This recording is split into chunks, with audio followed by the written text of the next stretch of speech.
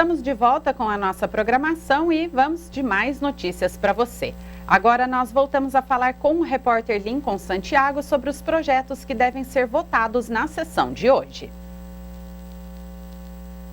Vamos lá, a gente já falou sobre a criação de 30 cargos para professor da Unital. Agora vamos explicar os demais 4 itens da pauta. Um projeto do vereador João Henrique Dentinho insere no calendário de eventos a Bienal Literária de Taubaté.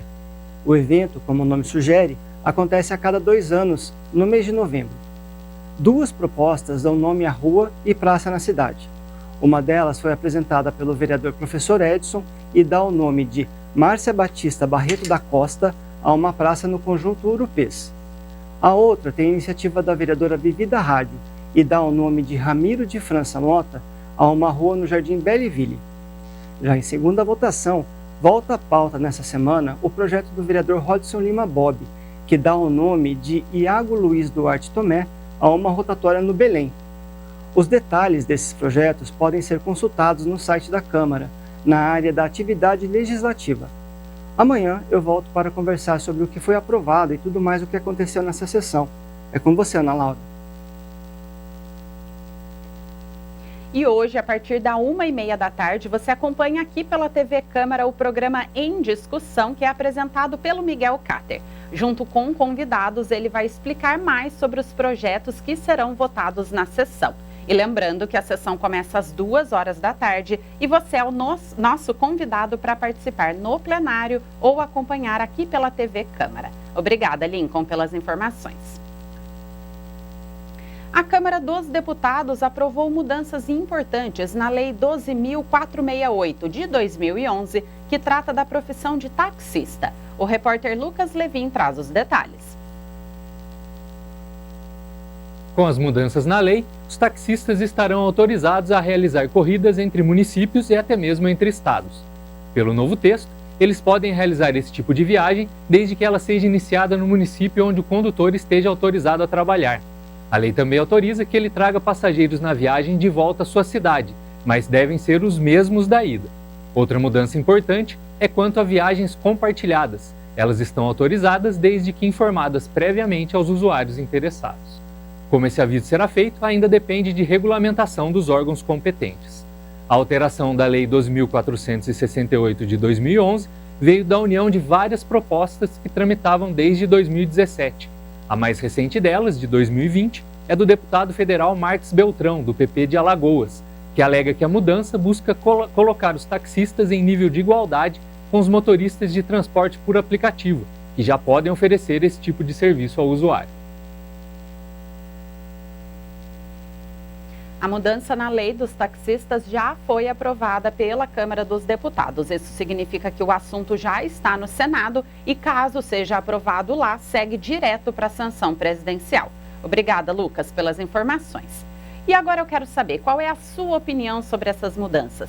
As atualizações são necessárias considerando a chegada de novos campos de trabalho, como, por exemplo, os motoristas de aplicativo? Eu convido você a participar conosco e compartilhar a sua opinião aqui no Boletim Câmara. Entre em contato conosco pelo nosso WhatsApp, que é o número que aparece na tela para você durante o Boletim Câmara. É o DDD 12 3625 9525. E o governo federal anunciou nesta semana a atualização do Cadastro Único, que é a porta de entrada para 41 programas, entre eles o Bolsa Família e o Benefício de Prestação Continuada, o BPC, com o objetivo de possibilitar melhores serviços para a população e também fechar o cerco a fraudes. O cadastro conta com mais de 40 milhões de famílias, o que resulta em cerca de 94 milhões de pessoas. Ele abrange quase metade de toda a população brasileira, estimada em 212 milhões de cidadãos, pelo IBGE em agosto do ano passado. As mudanças que entraram em vigor em março vão permitir, por exemplo, a ligação automática do Cadastro Único, que reúne os programas de proteção social do governo com as bases de dados nacionais. Esses bancos de dados trazem informações biométricas de CPFs, da renda, vínculos de emprego, benefícios previdenciários e assistenciais, entre outros. Isso permitirá uma checagem dinâmica da situação dos cidadãos, evitando que as pessoas tenham de frequentemente atualizar as suas informações em programas separados, além de possibilitar uma oferta direcionada de serviços e uma fiscalização mais ágil. E um estudo mostra que a combinação de neuroestimulação e treinamento de equilíbrio pode melhorar o controle motor e a estabilidade de pacientes com Parkinson. A repórter Tânia Vinhas explica melhor essa pesquisa. Um estudo da Escola de Educação Física e Esporte da Universidade de São Paulo investigou os efeitos da estimulação transcraniana por corrente contínua no cerebelo de pacientes com doença de Parkinson.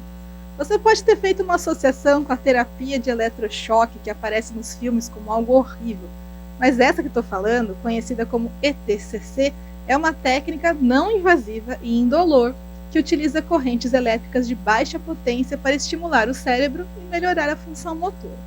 A pesquisa envolveu 46 voluntários com idades entre 50 e 80 anos que receberam diferentes intensidades de estimulação. Os resultados indicaram que a ETCC com intensidade de 4 mA foi a mais eficaz, acelerando a recuperação do controle motor se comparada com a intensidade de 2 mA. A líder do projeto, Núbia Ribeiro da Conceição, afirmou que, além da estimulação ter otimizado as conexões intracerebelares, que são responsáveis pela coordenação e estabilidade motora, ela contribuiu para a redução da necessidade de atenção do córtex pré-frontal, ajudando na recuperação da postura automática dos pacientes. Ela também explicou que a ETCC tem potencial de ser uma ferramenta complementar aos tratamentos tradicionais, para oferecer melhorias rápidas e seguras aos pacientes sem causar efeitos adversos significativos. Volto com vocês aí no estúdio. De acordo com as estimativas da OMS, de 2019, mais de 8,5 milhões de pessoas no mundo são diagnosticadas com Parkinson, sendo que no Brasil são cerca de 200 mil indivíduos com esse problema. Até o momento, não há cura para essa doença, mas alguns tratamentos e medicamentos ajudam a reduzir os sintomas. Então, esse estudo é muito bem-vindo.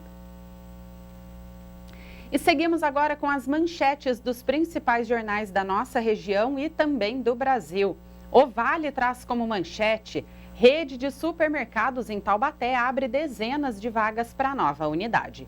Atualmente, o site da empresa lista 30 oportunidades para diversos cargos. Seguindo o modelo da unidade de São José dos Campos, a nova loja deve operar 24 horas por dia, contar com dezenas de lojas parceiras e gerar mais de 500 empregos diretos na região. Portal da Universidade de Taubaté destaca: Clínica Veterinária da Unital realiza 120 atendimentos no primeiro mês de funcionamento. Com mais de 1.330 metros quadrados, a clínica dispõe de equipamentos de última geração para procedimentos cirúrgicos, incluindo raio-x e ultrassom. No cenário nacional, o jornal Folha de São Paulo destaca: empresas devem entregar informe de rendimentos do Imposto de Renda 2025 até esta sexta-feira, dia 28. O documento é a base para que o trabalhador ou servidor público declarar os seus rendimentos à Receita Federal. E por fim, a CNN Brasil traz a manchete: Pix por aproximação começa a valer nesta sexta-feira. A nova modalidade exclui a necessidade de acessar o aplicativo da instituição financeira para executar transações. O consumidor poderá incluir o Pix nas carteiras digitais. A Defensoria Pública do Estado de São Paulo inaugura amanhã, dia 26, às 10 horas da manhã, sua nova sede aqui em Taubaté. O repórter Lucas Levin explica melhor esse assunto para a gente. Localizado na Rua Espanha, número 201, no bairro Jardim das Nações, o novo prédio já iniciou suas atividades em outubro de 2024 e contará com uma equipe de 12 defensores públicos, além de outros profissionais. A unidade oferece atendimento gratuito nas áreas de família, civil, criminal, infância e execução criminal, garantindo assistência jurídica a quem não possui condições financeiras para contratar um advogado. Na visão do coordenador regional da Defensoria, Ricardo Gabriel Gomes Pedreira, o novo espaço permite a concretização do serviço com maior organização, eficiência e conforto aos usuários, melhorando a qualidade geral da assistência jurídica. Os interessados podem agendar atendimento pelo assistente virtual DEF, disponível das 8 da manhã às 6 da tarde em dias úteis no site defensoria.sp.def.br. E para acessar o atendimento é necessário uma avaliação socioeconômica, considerando renda familiar, patrimônio e gastos mensais. Geralmente são atendidas famílias com renda de até 3 salários mínimos, podendo chegar a 4 salários em situações específicas, como tratamento de doenças graves, presença de pessoas com deficiência ou idosos no núcleo familiar. Casos de violência doméstica, defesa criminal e curadoria especial têm atendimento garantido, independentemente da renda. Obrigada, Lucas, pelas informações. E seguimos agora com a previsão do tempo.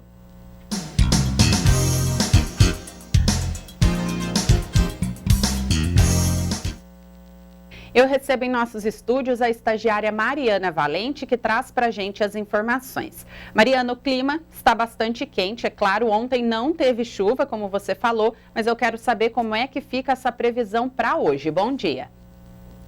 Bom dia, Ana, bom dia a todos. Nesta terça-feira, Taubaté terá um dia de sol, com períodos de nebulosidade, mas novamente sem previsão de chuva para hoje. E as temperaturas aliviam um pouco ou continuam em alta? Olha, as temperaturas continuam em alta. Hoje a temperatura varia entre 20 graus e 32, mas a sensação térmica pode atingir até 34 graus durante o dia. Os ventos podem chegar a 11 km por hora e a umidade do ar a 54%. Então, sem chuva e com tempo bastante quente, a qualidade do ar cai um pouco e o índice de raio UV é extremo hoje. E hoje o sol se põe às 6h35 da tarde. Então é importante reforçar a hidratação e lembre-se, não se expõe ao sol nos horários mais quentes do dia, geralmente no período da tarde. E apesar de não haver aí previsão de chuva, mas é sempre bom lembrar, né? Em caso de tempestades, de enchentes, não enfrente a força das águas. Em caso de urgência, você pode acionar a Defesa Civil pelo número 199 ou o Corpo de Bombeiros pelo número 193. Mariana, eu agradeço pelas informações e a gente se encontra amanhã. Uma ótima terça-feira a todos e até amanhã. Essa foi a previsão do tempo desta terça-feira, dia 25 de fevereiro de 2025.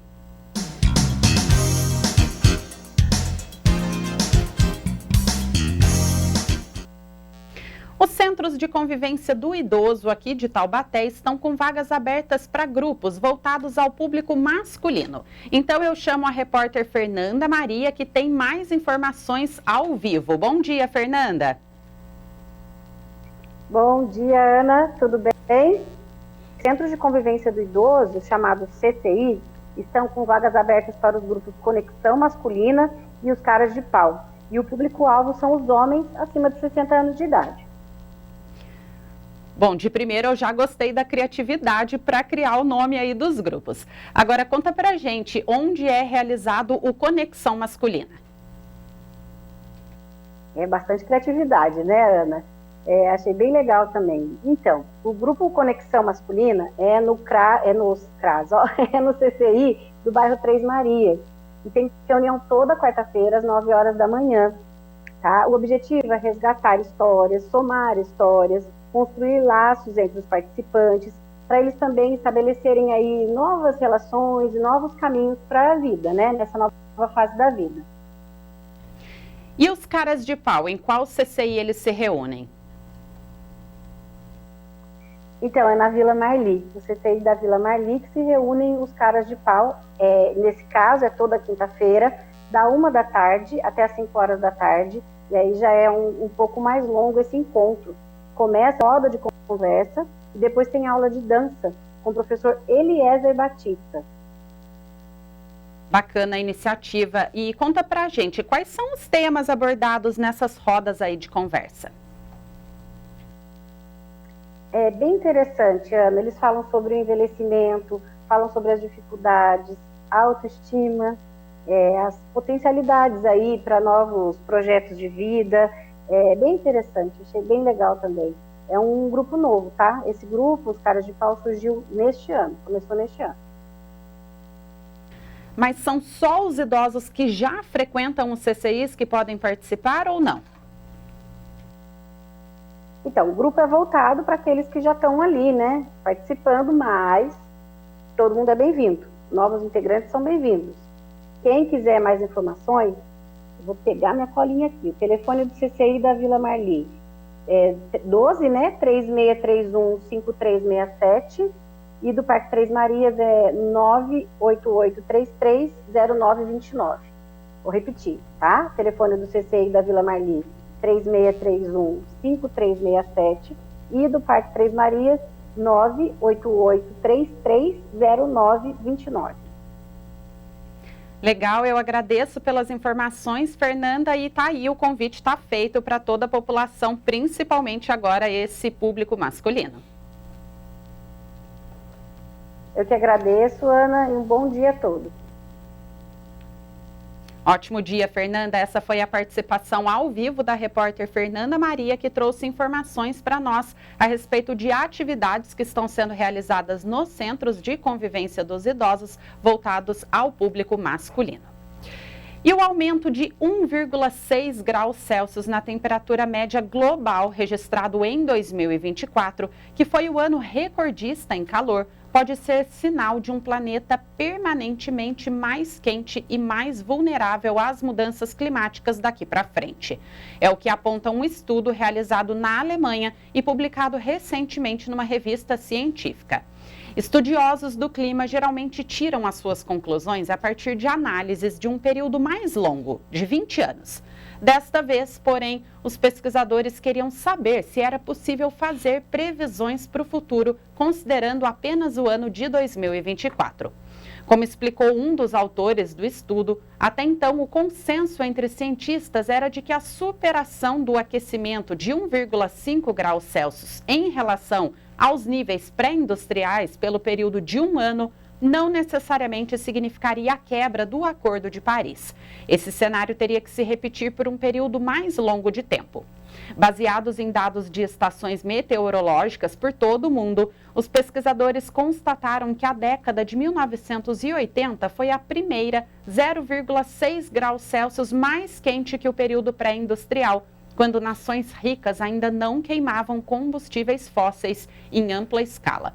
Nas décadas seguintes, esse valor nunca recuou, ou se manteve na média ou aumentou, mesmo quando descontados fatores como o El Niño. Para os pesquisadores, o modelo prova que, sem mitigação climática rígida, o ano de 2024, com a sua temperatura média 1,6 graus Celsius mais elevada, é apenas uma prévia das próximas 2 décadas, que serão tão ou mais quentes. O excesso de calor dos últimos dias está afetando vários tipos de lavouras no país, mas a agroecologia pode retardar os efeitos da crise climática. A repórter Tânia Vinhas traz as informações que foram divulgadas pela Agência Brasil. É isso mesmo, Ana. Não é só a gente que passa mal com esse calorão, não. As plantações de soja, milho e arroz na região sul, por exemplo, assim como o café e as frutas do Sudeste, também estão sofrendo com as altas temperaturas. A verdade é que a cada ano que passa, a produção de alimentos é mais e mais impactada pelas mudanças climáticas e, consequentemente, o nosso carrinho de compras no mercado é afetado também. Mas, de acordo com a climatologista Francis Lacerda, pesquisadora do Instituto Agronômico de Pernambuco, algumas estratégias de agroecologia podem retardar esses efeitos e diminuir a ameaça de insegurança alimentar. A primeira missão é reflorestar, mas usando uma prática chamada consórcio. É basicamente plantar uma árvore frutífera e do lado uma leguminosa. Essas plantas vão interagir para beneficiar umas às outras. Enquanto uma consegue buscar água mais fundo, outra oferece sombra para reduzir os efeitos da radiação solar. Ela acrescenta que a diversificação de culturas favorece a fertilidade e proteção dos solos, além de reduzir os riscos de pragas e doenças, o que contribui para a não utilização de agrotóxicos e garante ao agricultor vantagens ambientais e financeiras, como investimentos mais baixos e colheitas de produtos diversificados. Só que a especialista alerta que essa é uma boa opção por enquanto. Francis explica que se nada for feito em grande escala para reduzir a temperatura do planeta, daqui a pouco nem isso vai funcionar mais.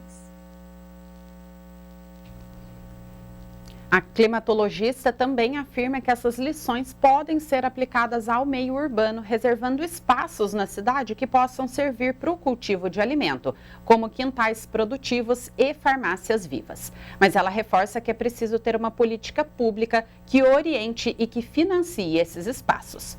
Obrigada, Tânia, pelas informações. A gente se encontra amanhã. E essa última notícia vai trazer lembranças de quem viveu os anos 80. O ator André de Biasi, de 68 anos, que foi galã da série Armação Ilimitada nos anos 80 e 90, trocou a carreira artística pela de consultor de turismo. No vídeo que é postado no seu perfil, André diz que sempre amou viajar, que é um apaixonado pelo planeta Terra e que quer desbravar o mundo. Também filosofa sobre as muitas habilidades que cada um tem dentro de si. Ao lado de Cadu Moliterno, de quem é muito amigo, André de Biasi transformou a série Armação Ilimitada em programação obrigatória para a juventude. Ele, Cadu e Andréia Beltrão viviam intensamente os anos 80 numa praia e arrancavam suspiro dos fãs. André também fez sucesso na novela Malhação como professor Vinícius e atuou no Multishow em Vai Que Cola. E assim nós encerramos o nosso Boletim Câmara de hoje. Essa foi a edição ao vivo desta terça-feira, dia 25 de fevereiro. Lembrando que a partir das 2 horas da tarde tem sessão ordinária. Eu agradeço a sua companhia, retorno amanhã com mais notícias para você. Tenha um excelente dia, se cuide e até mais.